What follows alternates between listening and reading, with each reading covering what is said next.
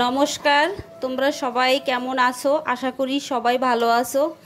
তো দেখো, রান্না করতে আসলাম তোমাদের সাথে।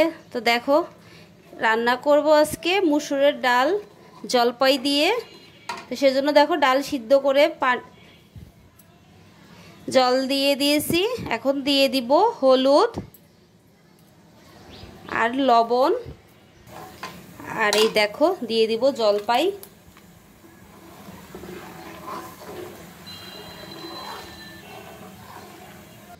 দেখো, ডালটা সম্বার দেওয়ার জন্য আমি ডালটা বলে ঢেলে নিয়েছি।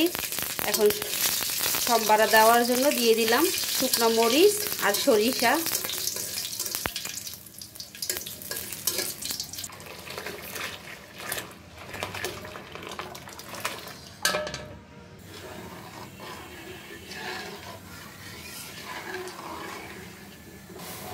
দেখো, ডালটা একদম রান্না শেষের দিকে।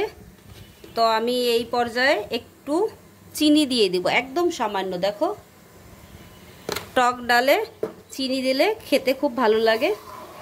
আর টক ডাল যদি এরকম শুকনো মরিচ আর সরষা ফোড়ন দেওয়া হয়, সেটাও খেতে খুব ভালো লাগে।